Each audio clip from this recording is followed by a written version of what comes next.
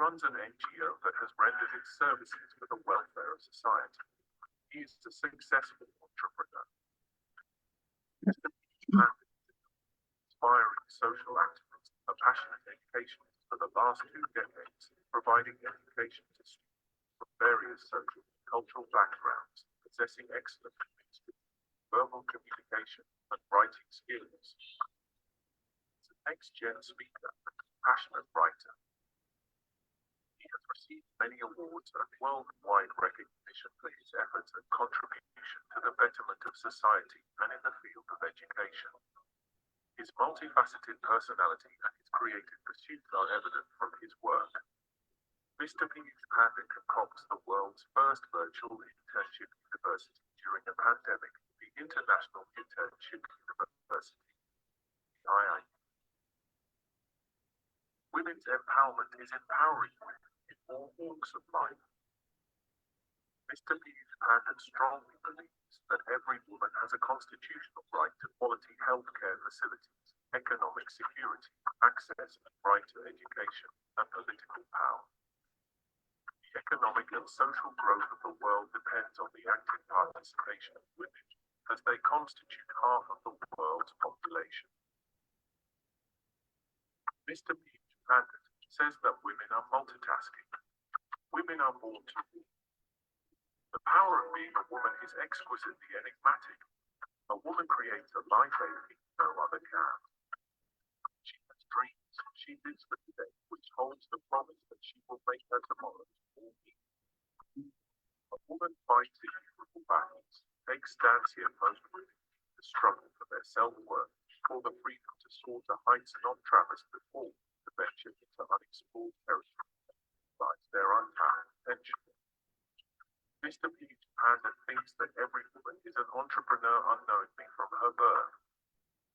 A woman is an innovator, a source of new ideas, a skilled, ready to take challenges, an initiator. In every woman, there is a hidden entrepreneur. Women are an instrumental part of entrepreneurship and will continue to lead change for years to come.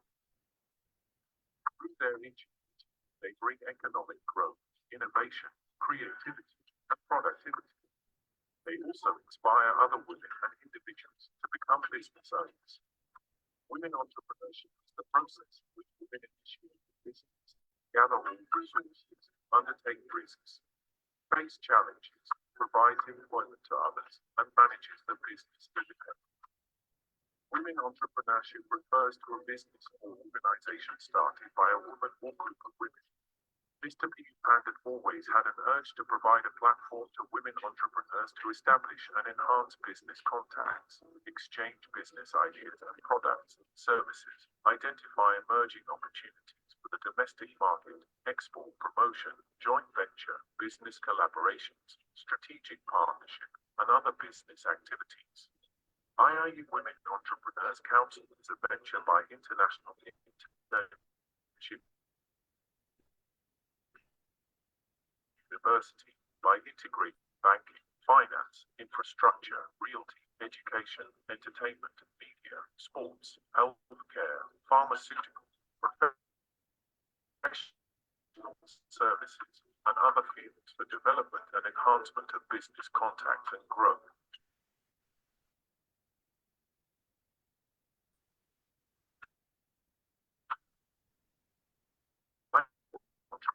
Council is providing a platform for women entrepreneurs. Council has been providing the opportunity to every woman on this globe, the CEOs from large corporate, multinational companies, banking groups, finance, research, science, technology,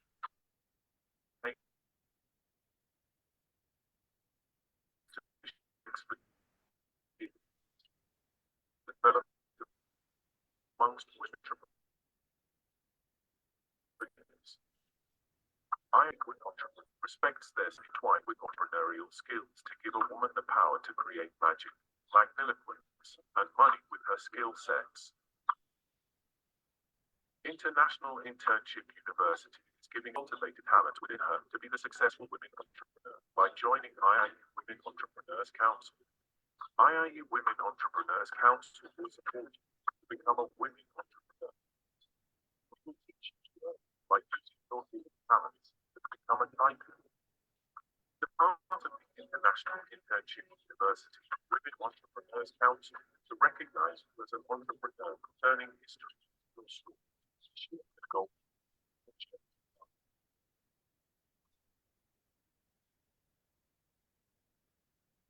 $53 for shipping from the US. That's insane. That's why we came up with Shop and Ship.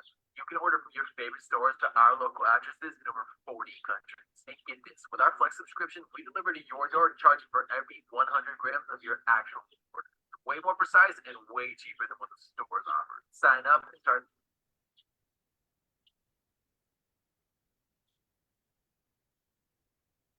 Yes, Rolla, you can share. Okay.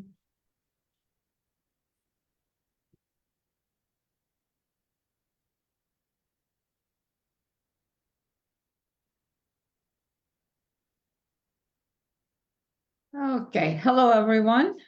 Thank you for joining us today and welcome to our session.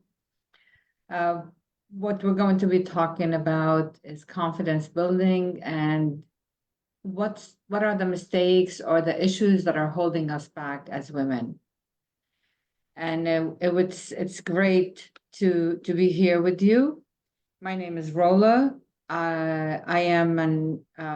I have 30 years of education background, but right now I am a woman empowerment coach who's certified by the ICF, the International Coaching Federation.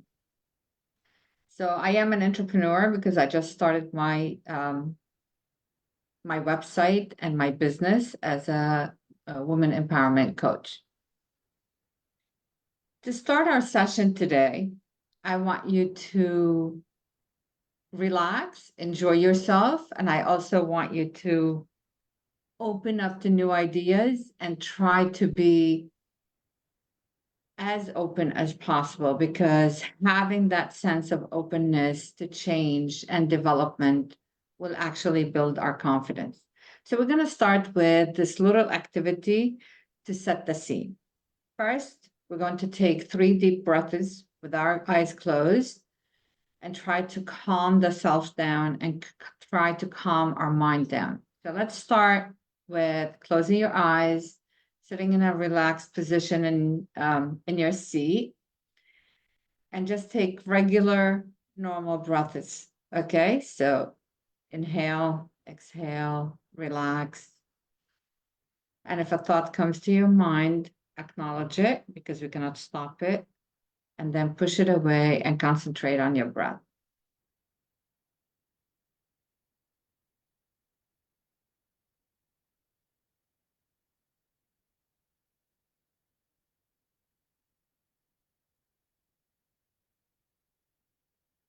Okay, let's come back when you are ready and let's get started. So the first thing I want you to do is I want you to imagine you're standing at the edge of a cliff, looking out over a vast, beautiful landscape stretching as far as the eye can see. You feel the wind in your hair. I really want you to imagine this. I want you to feel the wind of in your hair.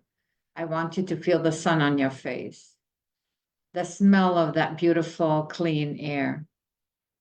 And I want you also to sense the limitless potential, how great you can be standing there with the sun, the wind, the sound, and the beautiful, clean, fresh smell of the air. That's the power of self-confidence. It's feeling that sense of limitless potential. But how do we get to that cliff edge? How do we unlock that feeling of being invincible? The answer, honestly speaking, lies within us, in our self-awareness, and we can shine from within. Today, we're embarking on a journey of discovery, a journey that will take us from the depth of our own minds to the heights of self-confidence. A journey where we learn to harness the power of self-awareness to build unshakable confidence. It's a long journey and it's a continuous process, but we have to start somewhere. So our agenda today, we're going to discuss what is confidence? Because there are some misconceptions out there, and we need to understand what does confidence truly mean and what it doesn't mean. And we are going to also discuss what is holding us back, what's happening, why is confidence so related to women more than men? And how is it being used for us or against us? And then we are going to talk about some strategies and tools to shine within. My story, my name is Rolla again, and my story is very simple. I grew up in the United States, and then I moved back to Beirut, Lebanon, because that's my my country of origin, and I decided to live in Beirut. I started working as a teacher and developed my career in education for 30 years. Teacher, coordinator, head teacher, and then I became a trainer with the British Council, and then I became a trainer of trainers, and then I became a consultant. But the thing was that before I became a trainer with the British Council, I thought that was the limit, being a school teacher, and that's a huge privilege to be a school teacher. I'm not diminishing that power, but I never thought beyond that potential. I never thought I had the potential to move forward because of my self-doubt, because of my self-talk, because of my not being aware of my potential. And there were so many reasons until one day there was someone who directed me in the right direction and helped me find my way. I had an amazing coach at the time and a mentor who unfortunately passed away, but he was the one who actually moved the clock for me to move forward from being 0 degrees to 180 degrees difference. And that's why confidence means a lot to me, because I see that, because I always thought of myself as a strong woman who knows what she's doing. She knows I have it all down. I know what I'm doing. But honestly speaking, I didn't. It took a lot of work, and it's a continuous work of building my confidence. And I hope you will end up doing the same thing after today's session. So what we're going to do our first session or our first section is what is confidence and what is it not? So if I ask you, what is confidence? Just think about it. What does confidence mean to you? I'll give you a second to think it through. What does confidence mean to you?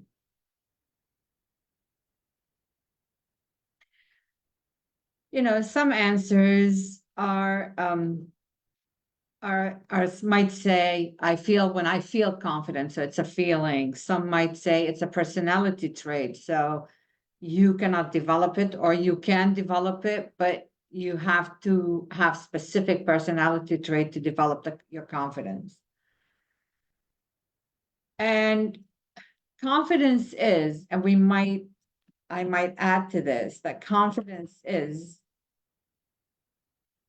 a deep-rooted belief in oneself. It's an inner conviction that I'm capable, I can do things, I'm competent, I'm worthy. It's the courage to actually show up as I am, being authentic, to be able to give myself or my inner self the voice to stand up for what I believe. It's embracing my strength, but at the same time, realizing what my weaknesses are and knowing that they don't define me. On the contrary, my weaknesses are the things that I need to work on to build my confidence even further. It's not about being perfect. And this is something that we fall into, which I will discuss in a bit later, which is perfectionism. It's about being true to myself. It's about celebrating my achievements, whether they are small or big, and learning from my failures. Because part of the process of building my confidence is actually learning from the mistakes I make, using those mistakes as a way to move forward. It's about resilience. No matter what happens, I keep going. And ultimately, confidence is the key that unlocks potential, fuels ambition, and paves the way for success.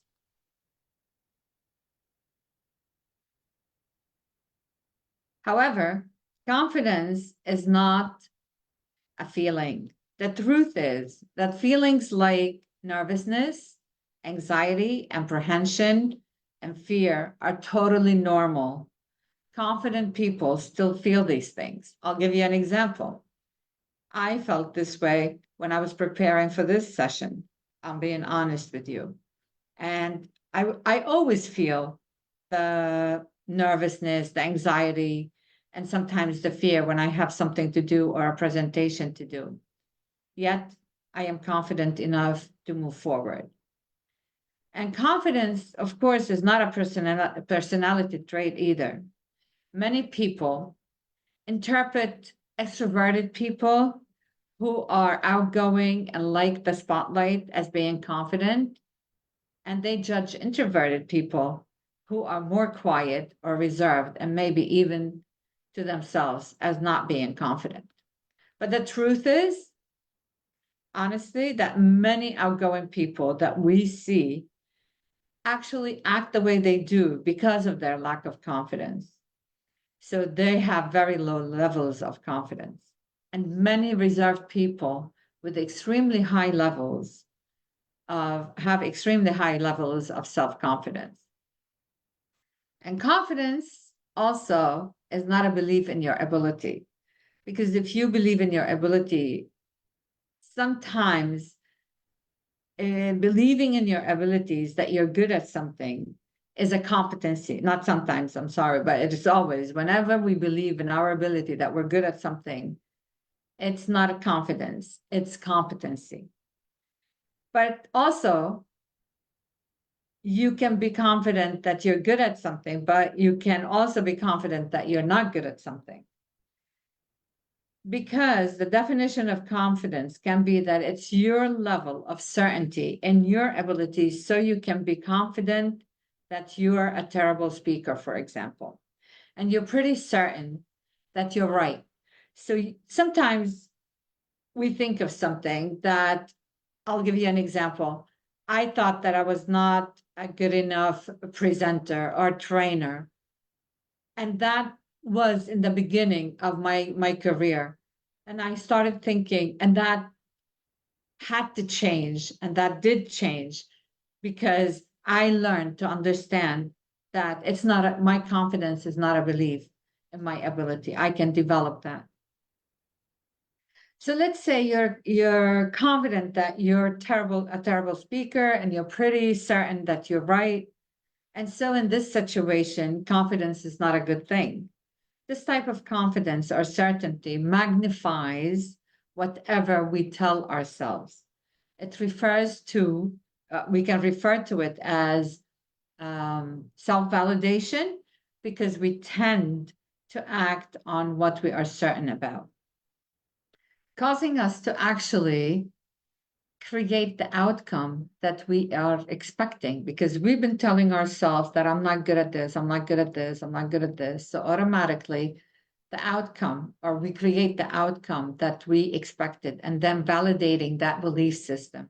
So we're actually going against ourselves, because what we tell our mind is what we try to do to validate that what we are telling our mind is true. This is not confidence, and this is not the confidence that we want, of course. And so we need a better definition of confidence.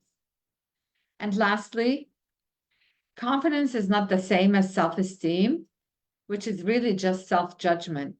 The self-esteem movement has existed for decades and encourages people to think positive about themselves. This is good at times, but while it might make you feel good about yourself in the moment, it doesn't really lead to real confidence. In fact, the need to feel good about yourself can actually lower your confidence because growth and success often require to do new things that you're bad at or uncomfortable with, and therefore lead you to having a negative self judgment. And so, seeking feeling good at all times can actually hold you back. So, if your confidence is improved by success and diminished by failure, then you are talking about self esteem, not confidence. And in this case, one way that you might end up trying to boost your self esteem is by being better than the others, which usually means acting confident, not being confident. Or sometimes we come across as being arrogant or constantly probably complaining. We're not satisfied with anything or anyone because we think we're better.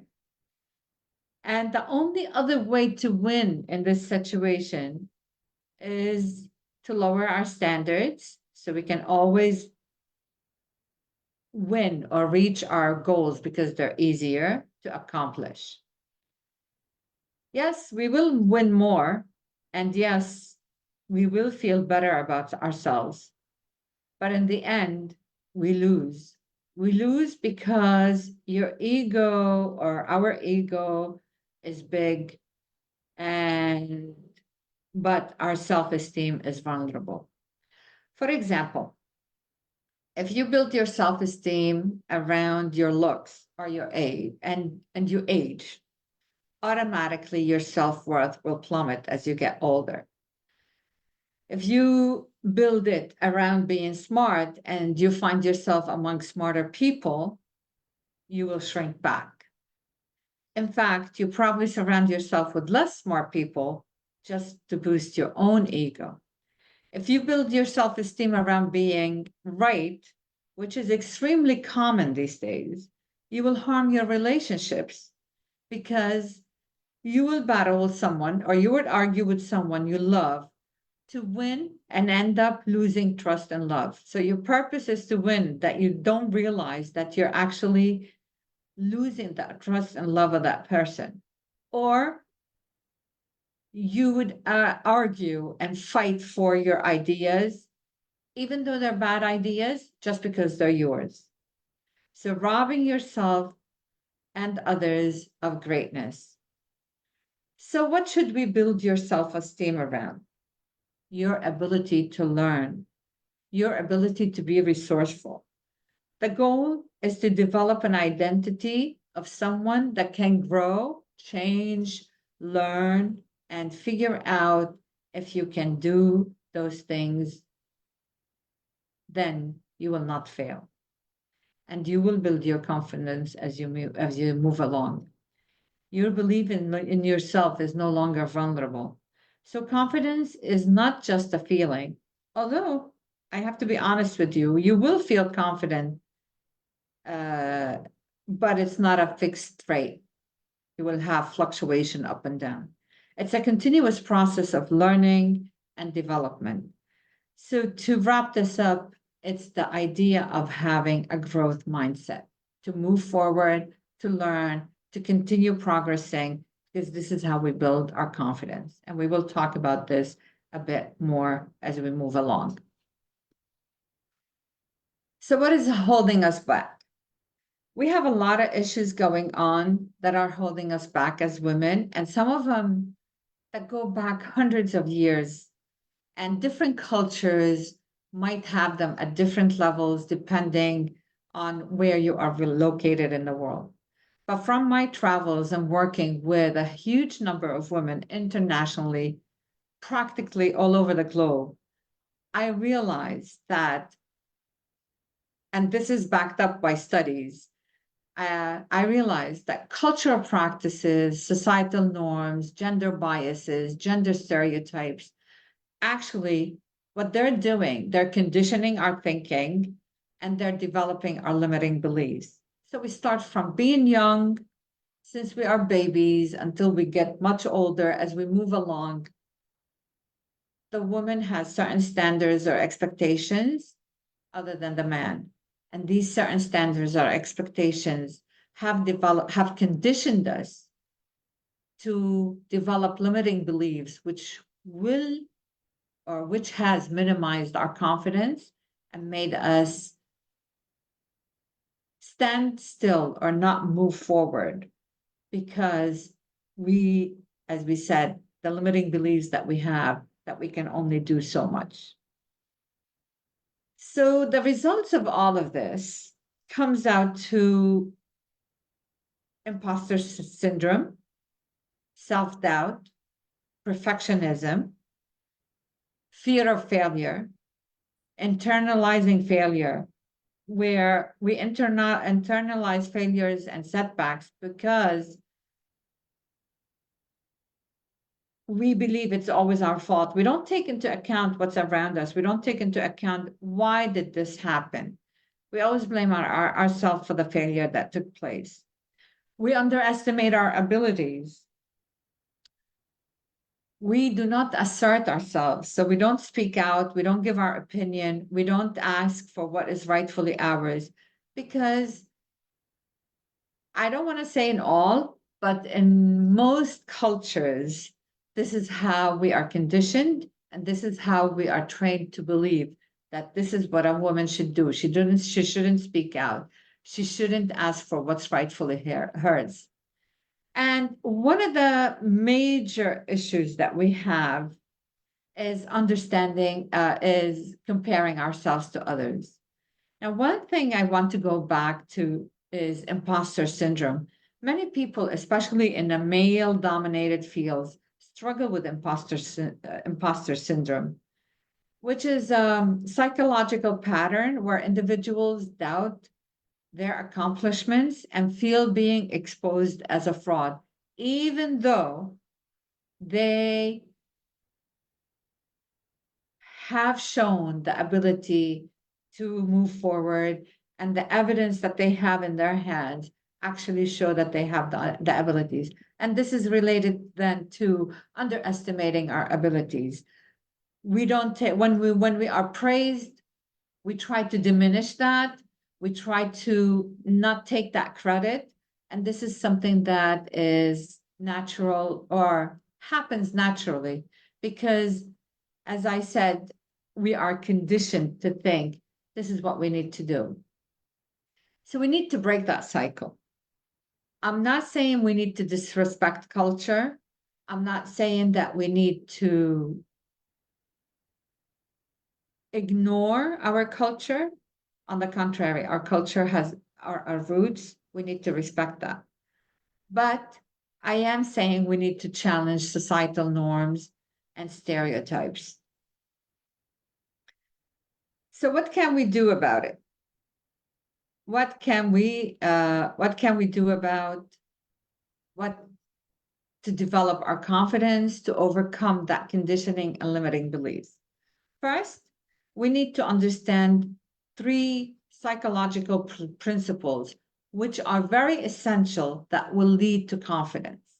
First, we have locus of control, which refers to what I believe is and is not within my control.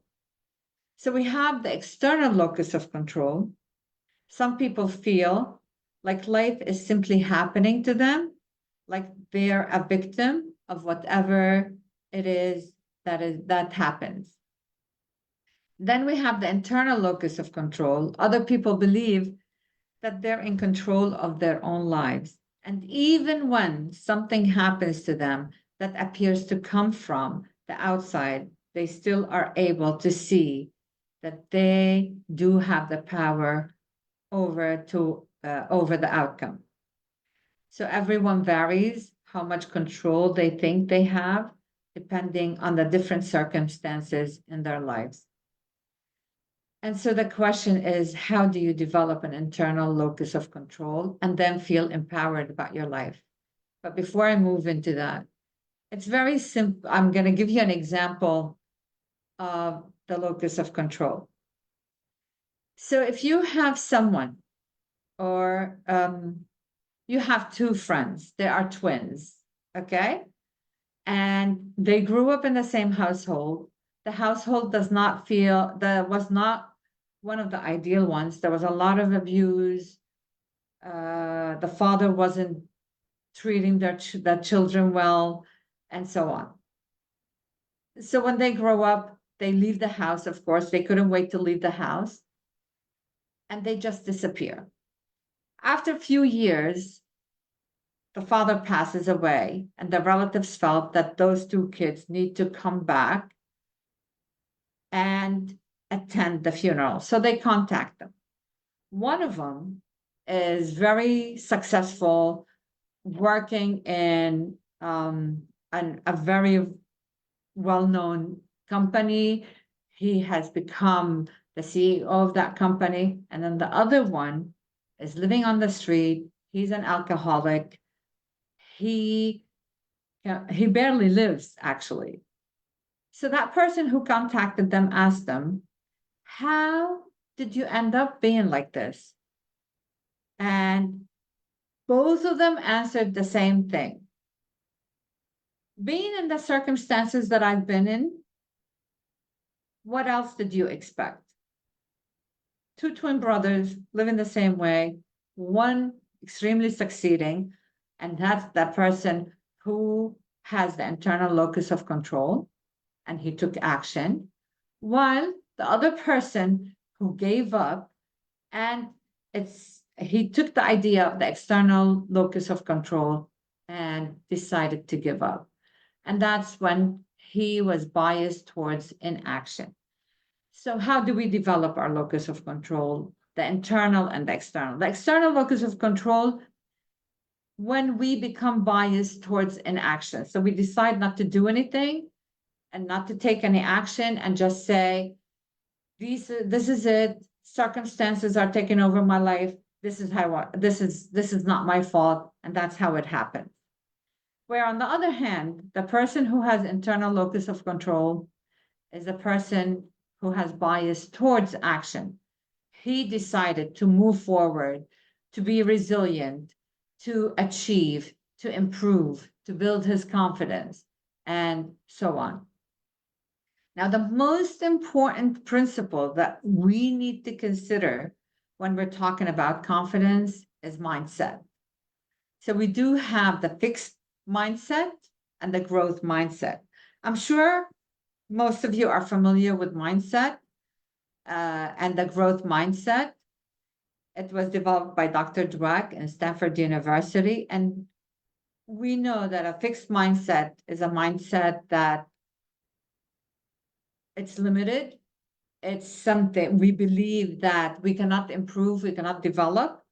Where other the growth mindset, it's a process of learning as we move along in our life. And we will talk about this in a bit further later on as we move along.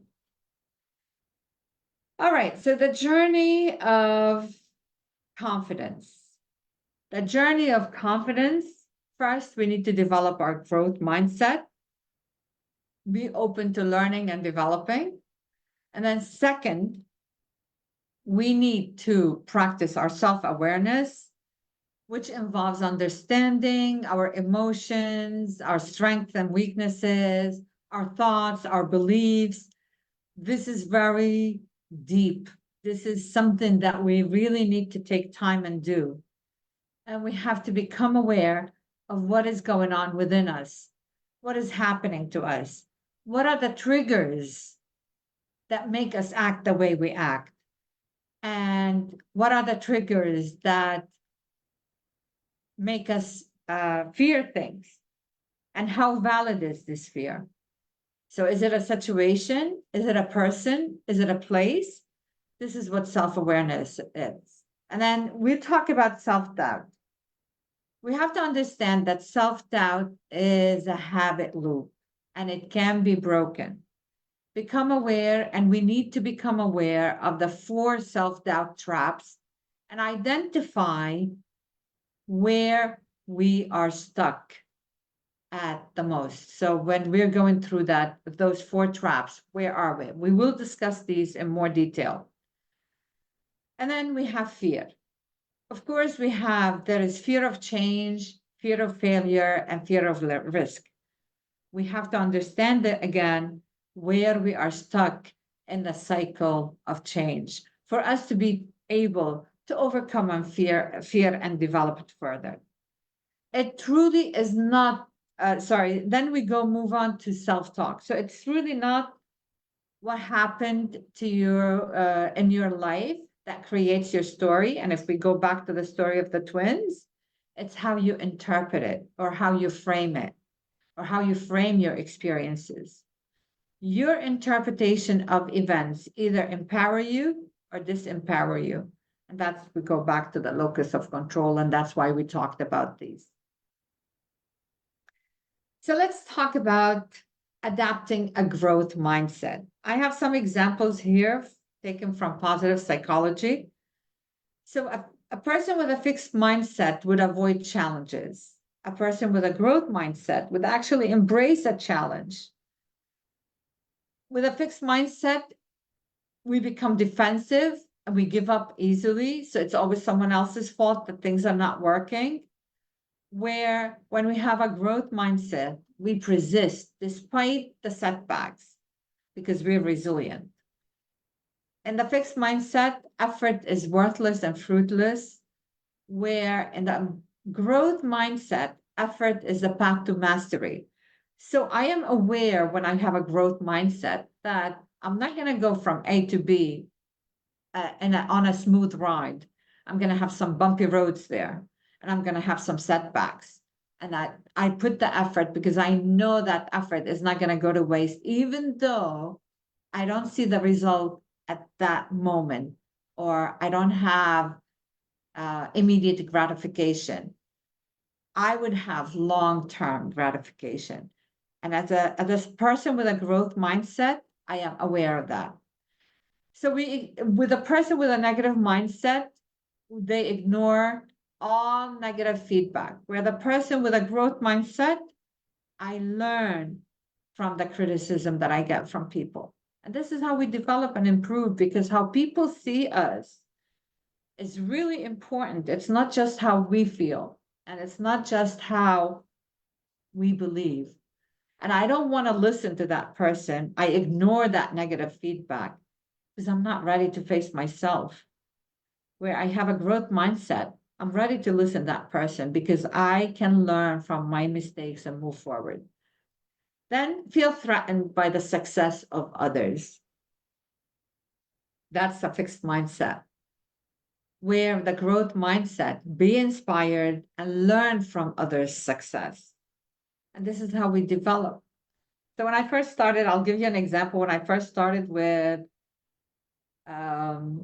my career as a woman empowerment coach, I went through all the imposter syndrome. I'm not good enough. Oh, I didn't do well. Oh, I don't have the skills, and so on. So whenever I watched a video or I watched someone coaching, I felt threatened by the success of that person because I thought I was not capable. However, when I switched that thinking of mine, no, why am I saying this? Why don't I learn from these experts on how to do things? And that's when you become inspired and learn from others' success. Now, what I want you to do is I want you to take a moment to think of an example of a fixed mindset you observe in yourself. And what can you do to change to a growth mindset? So I can give you an example from about a friend. And this is something I need to explain to you as well. You may have an open mindset in one aspect and a fixed mindset in another aspect. I'll give you a very simple example. I have a friend, very prosperous, very smart. He knows what he's doing in his career. He's a doctor. He does a great job in his work. His clinic is never empty. He's always asked for. And he has a fixed mindset when it comes to technology. Every time he says, I don't know how to do this. And sometimes that shocks us, that someone so well developed in his career has a fixed mindset about something. And there's a very powerful word that we can use to develop from a fixed mindset to a growth mindset. I don't know how to work with technology yet. It's that simple 3 word, the yet. That means I'm learning, I'm moving forward. So I'm going to give you a second to think about a fixed mindset that you observe in yourself and what can you do to change to a growth mindset.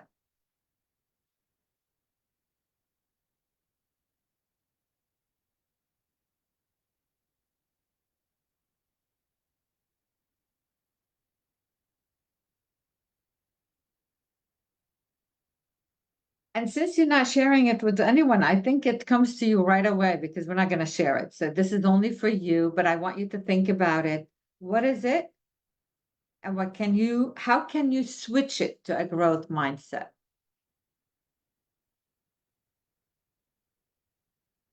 All right, let's move on. Practicing self-awareness. Practicing self-awareness can be done in many different ways. First of all, I repeat, I enough how important journaling is. Don't make it a huge effort. Put a little notebook next to your bed before you go to bed for 5 minutes. Just write how you felt, any specific event that set you off, that made you really happy or made you really sad, what triggered it. Just a couple of sentences. What are you grateful for? What do you hope to have or do tomorrow? Journaling is yourself on a paper. Journaling is the map of who you are. Journaling is the answer for you to know how to move forward in your life, how to become self-aware about your emotions, about your triggers, about how you feel. Another thing for practicing self-awareness is mindfulness and meditation. And I'm not expecting you to meditate for 10 hours. I'm not expecting you to meditate for an hour.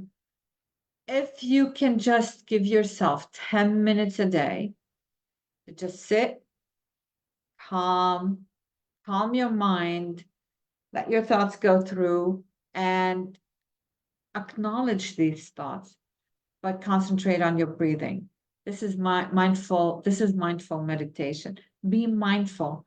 Take a second to ground yourself and observe what's around you. Just a second. So if you're sitting, I don't know, in your office, what's on your desk? That pen, that piece of paper, your laptop, the keys of your laptop. What do you smell? What do you hear? This is being mindful. Bring yourself, anchor yourself back to where you are, who you are. This is very important for you to start developing self-awareness because sometimes, and I'm sure you've done this, sometimes you don't even know why you're upset. And it could be the environment around you.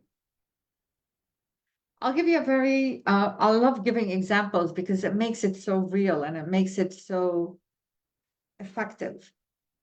With me, through journaling, I discovered one little trigger that saved my marriage, to be honest with you. During COVID, my husband would come home. My husband has a very hectic job and he couldn't stop while he was working in the hospital all the time and so on. So I was very nervous all the time. But anyway, I realized that when he came home, beat the horn and opened the key door and yelled called me. with my name Rula, automatically my heart would start pumping. I would get nervous. And I didn't know why that was happening. I didn't realize it until I was journaling all the time and realized this is a pattern that was going on a regular basis. And I would argue with him when he first came in until I realized this. And I asked him to stop beeping the horn and stop calling Ruda. So he can call me Habibti, which means my love, anything. And this really, honestly speaking, changed my reaction because I related those triggers to the uncomfort of COVID, him being in the hospital, maybe he's contaminated, and so on. So we all know what we went through in COVID. I'm not the only one. All right. And then feedback. We already mentioned that the feedback from others, it's very important. Ask your friends, ask your colleagues, ask your boss for you to understand who you are, for you to see how people see you, because sometimes we have that blind spot that we don't know that people see us in a certain way. I have another example. I have a very close friend that I've known for 25 years. And me being the ignorant me at the time, I didn't ever thought of asking her about myself. So one time we were having a conversation with our kids, and something came out of her which made me realize, wow, this is how she sees me. And she said that I'm the type of person who would not budge away from her thoughts and ideas, and I should be more flexible. And since then, I worked on myself to change that because she's a very close friend. She's not saying it to hurt me. She's not saying it to make me look bad. She's saying it for me to improve. There's also self-assessment tools that you can find online to take exams, but I just want you to be very careful that tests do not identify you as a person. So just so we are clear on that, okay? And then you can also get support through coaching or therapy. And the final one, check in with yourself. Check in with yourself every day for a few minutes. Are you okay? Am I okay today? Is everything fine? What can I do to make it better? Okay. And then we did mention the self-doubt habit loop. So that the self-doubt habit loop is you overthink, so you doubt yourself and you keep going in that vicious cycle. And how do we stop that loop? How do we break that loop? We develop a new behavior, we take action, and then confidence start building, and we take action again, and more confidence is building. So how do we stop that cycle? We understand that emotions are normal. So if you're going to do something new, be aware that the emotions that you're going through are normal. Do not overthink what if. Okay, so you can start doubting yourself. Understand that your brain can be rewired. And this is something very important in anything you do in your life. How we think can actually be rewired depending on how we act. This is very important. We can rewire our thinking. We can rewire our brain of what we believe, of who we are, and so on. And we also need to understand the 4 traps, as I mentioned before, of self-doubt, including which one do we tend to get stuck in the most. And the last one, we need to take action. So don't overthink. The emotions that you have are normal. Everyone has those emotions, even confident people. And I always say, the day I stop getting anxious when I have an event, I will stop doing events, because if I don't have that in me, that's what pushed me to do a good job. I develop a new behavior, I take action, I build confidence. Now, the 4 traps of self-doubt. The first one is hesitation. So hesitation is triggered by uncertainty, and this is something very common. So what it looks like, we overthink, we wait, we're aiming for perfectionism, and our characteristic would look like we're busy. Some of these behaviors that we have as when we're hesitating is we tell ourselves a story of what could go wrong. So we're always trying to point out what could go wrong, not putting something out there until it's perfect, making a plan, but then not acting on that plan, staying busy with avoidance mechanisms to avoid dealing with something. Now, this is very important. I want you to listen very carefully because I want you at the end of this to identify where which trap are you usually in most of the time. Okay. Now the second one is hiding. This is usually triggered by fear of others or overwhelm. What I mean by fear of others, that I'm afraid of what others might think of me. So I avoid, I procrastinate, I shrink back. So whenever there's a group, I try not to get involved or be part of the conversation. And if I'm part of organizing an event of some kind, I usually sit behind the scenes. I don't show myself out. So that's the characteristic of being quiet. Now, some of these behaviors for the hiding trap is focusing on big dreams. Yes. Learning to leading to overwhelm. So I'm focusing on big dreams and leading to overwhelm. And I use it as an excuse not to act. So it's too difficult to do. It's too hard. No way. This is not going to be, I'm not going to be able to do this, and feeling paralyzed.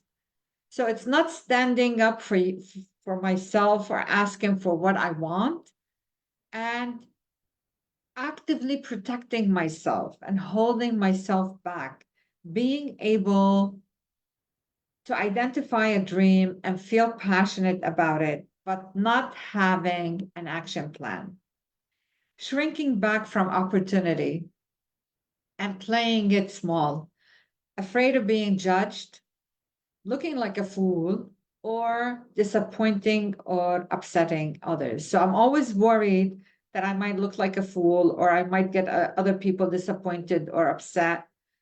And this is what the hiding trap is. The hypocritical trap is usually triggered by fear of being hurt or disappointed or failing. It looks like arguing against yourself. So I'm always trying to criticize myself. I'm always trying to argue against myself. So I'm like really banging on myself. Oh, you cannot do this. You won't be able to do that. And that characteristic is negative. Looking for, and the behaviors that we might see in this, for example, is looking for and focusing on my flaws, focusing on why I can't do it, fixating on what can go wrong, and lawyering things to death. What I mean lawyering things to death, I become the lawyer of saying, no, this is not good. So I stand my grounds, and this is going to happen, and that's going to happen, and this is going to happen. So I find every single excuse for not to move forward. Knowing what you need to do, but always having excuses why it won't work. Believing I can't and it's not possible. And it's so funny when we say, I know what I need to do, but I always find an excuse why it won't work.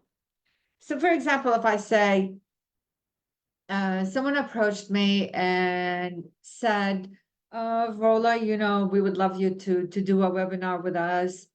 And because of my hypocritical self-doubt, I would find 1,000 excuses not to. For example, my internet is not that well.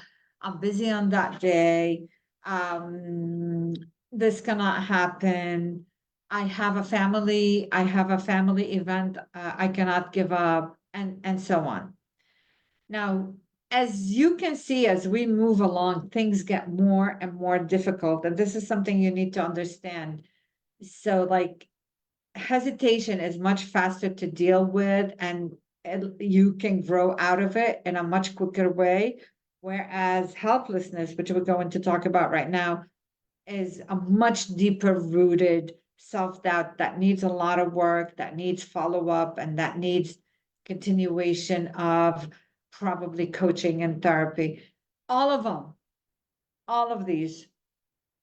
Some of us might need some kind of direction or support, but in helplessness is something that is very extreme. And for example, because it's triggered by insecurity or low self-worth, helplessness is a fear of success. So we're always playing the victim, blaming, lack of self-trust, dependency, defeatist attitude, and the character that we have is pity. And the behaviors of helplessness are so many. I'll give you an example of a couple of them. For example, I believe that nothing ever goes my way. I always blame others or or the outside world for all outcomes in life. So here we have an extreme case of external locus of control. Having every excuse in the book, I've learned that poor me. So I've learned. So we become to the point of being manipulative by being the helpless person, because I've learned that poor me gets me sympathy and attention from others, and I'm overly over dependent on others. So I feel like the world owes me something. I have a full sense of incompetence or that I can't handle my problems. I lack self trust and I don't believe I can do it alone. Unwillingness to be vulnerable. Won't do for myself, always wanting others to do for me.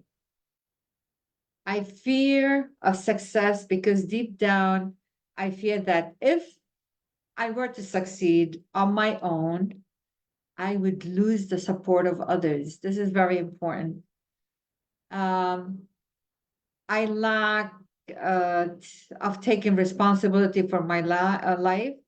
Another important thing is that if being helplessness does not get me the caretaking I desire, I resort to intimidation or coercion of others for them to actually take care of me. The underlying feelings of anger and being expected to be responsible and self approving when I'm still trying to get the approval and attention I never got as a child. So, helplessness, as you can see, is something very deep rooted that needs a lot of work to get out of, but it's not impossible. And it could happen as we move step by step. So, I'm going to give you another second again for you to identify where are you in these four traps of self-doubt. And by the way, we all have them. There's no one in this world that doesn't go through any of these traps. The hesitation is mine. I always have that hesitation trap. So, and I work on it to improve. I am aware of it.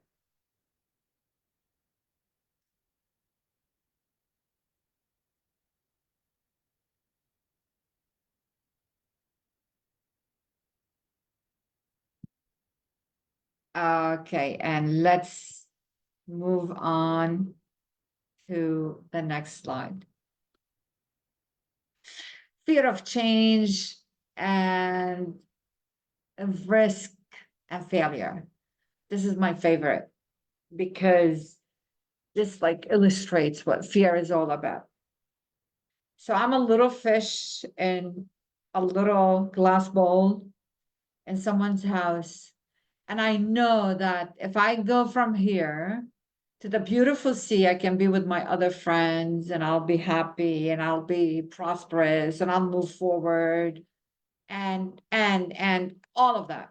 I know that leaving from here to there is perfect. Where does fear of change come from, or fear of failure or risk? Is actually in the middle here. What's going to happen when I move from, in the process of moving from this to this? So we fear the unknown. We fear that this is I know this is the outcome that I really want in life, but I'm worried what's going to happen right here. So sometimes I won't even take action. This is as simple as that. That's what fear is all about. Because moving from here to here, there are things that I don't know what is the process. I don't know all the steps. Okay. I am afraid that right here in the middle, I'm going to fail. And I'm afraid that the risk that I'm taking, if it's a good risk or not. Okay. This illustrates where fear falls in. Now, there is the change, there's the change cycle, and this is something that you also need to be aware where you are stuck. So where are you stuck in this change cycle? We're going to talk about each one, and I also want you to identify where you are stuck. So let's start with the first point is discontent. So I am not happy with the situation. I am not happy with the situation. I try to avoid it. I try to ignore it, the situation I am in. Okay, so I try to ignore it. I try to avoid it. But at one point, I get to the breaking point. Something big happens and I had enough and that's it.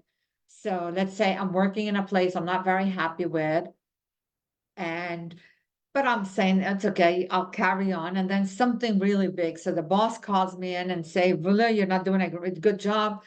And your colleague is not happy with your work and this and that and that. So I take the decision that I'm leaving that work because I was hurt, because this is not right. I am trying my best and I'm still not getting what I want. The minute I take my decision that I'm going to leave, I come across and I face my fear.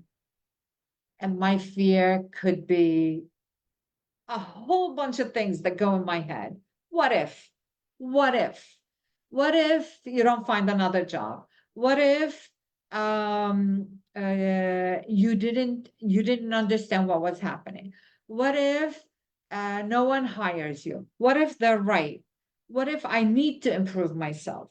What if, what if, what if? And then we move on to the stage of amnesia, where I can actually become, or I start understanding that the situation I was originally in, which I'm discontent with, is actually better than the change.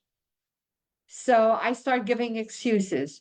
But, it's comfortable, my work. I know what I'm doing.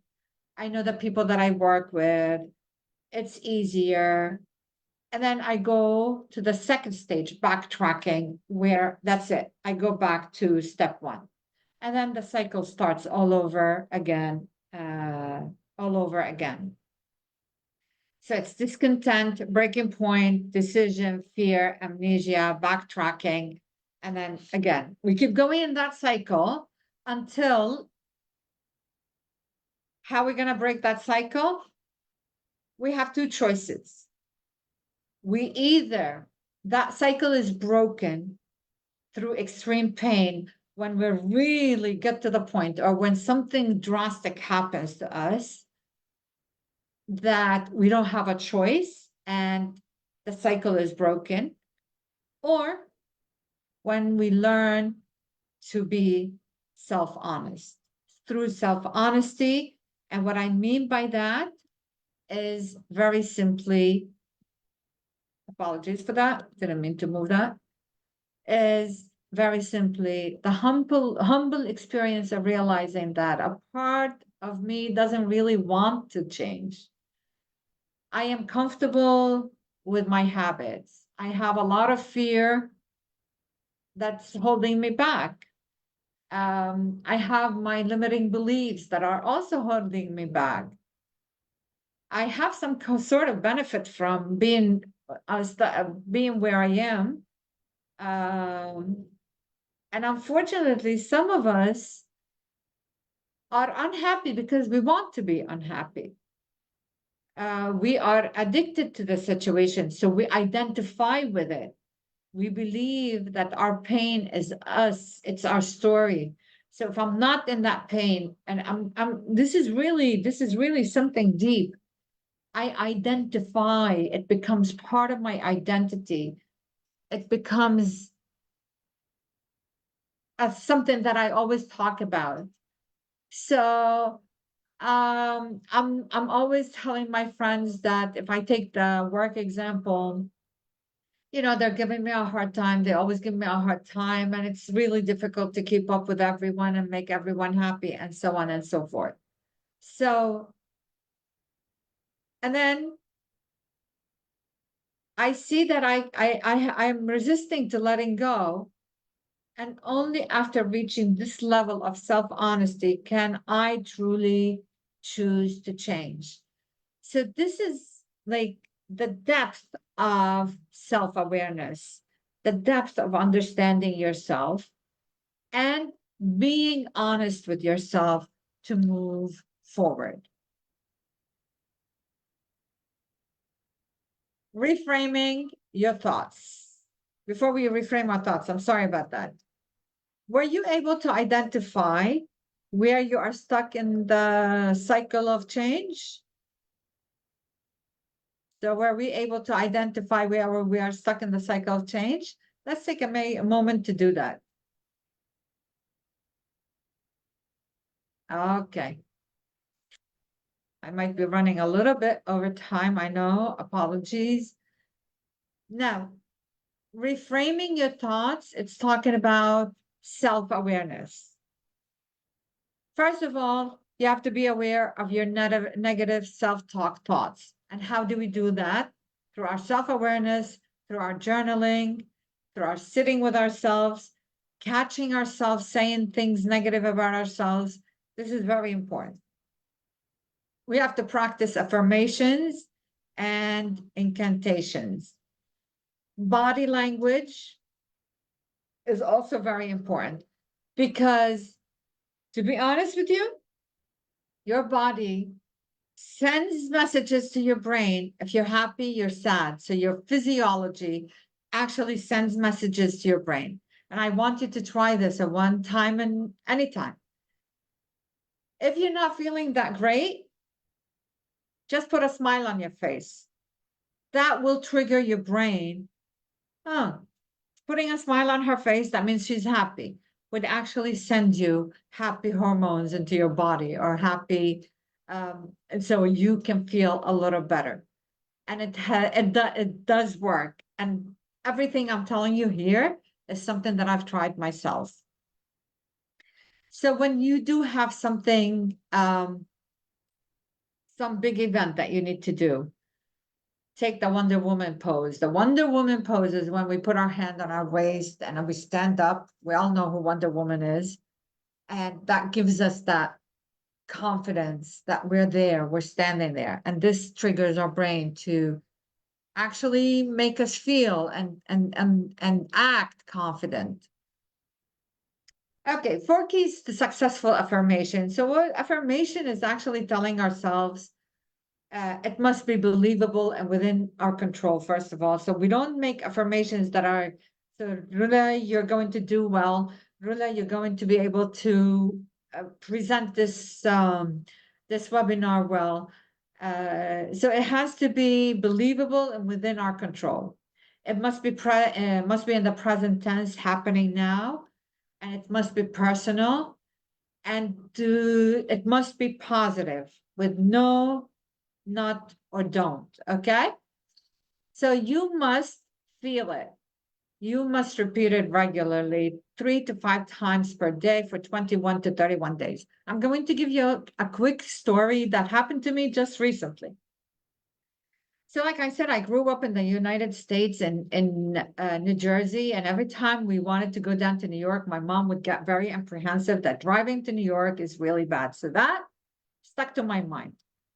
I left, and just last week I happened to be in New York. I had to drive from the airport from New York to New Jersey.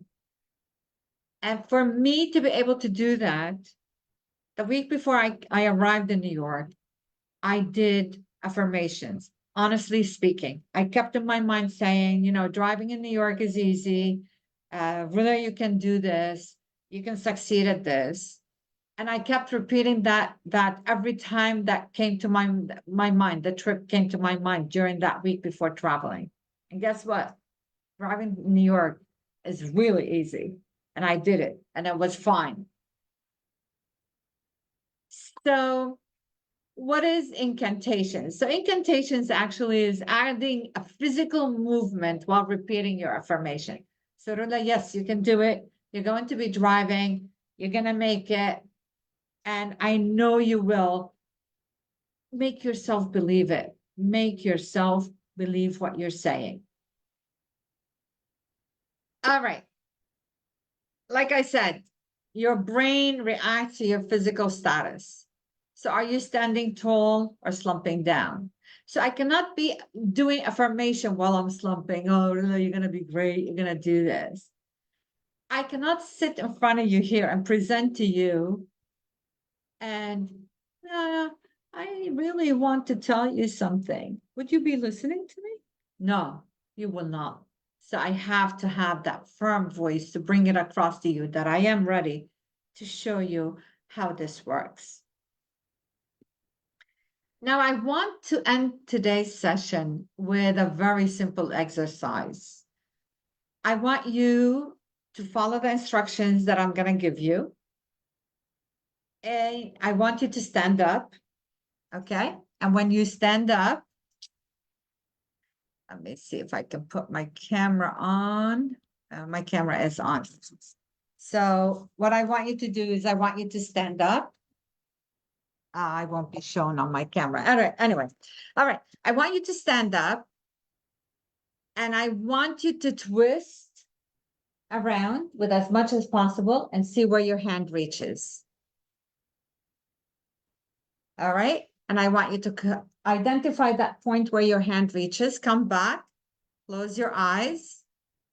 I want you to think of that same movement without moving, just think it.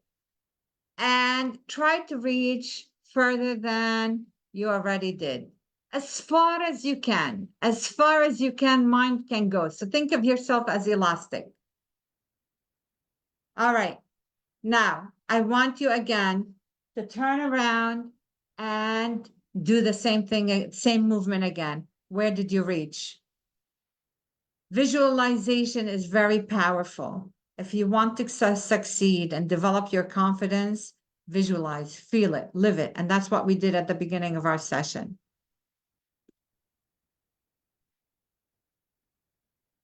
Let's not just survive, but thrive all together, work together, and be together. Thank you so much for listening in today and being with me. Thank you. Thank you. Thank you, Rola, for this amazing session. Actually, I can't thank you enough. Thank you. Let me just stop screaming first.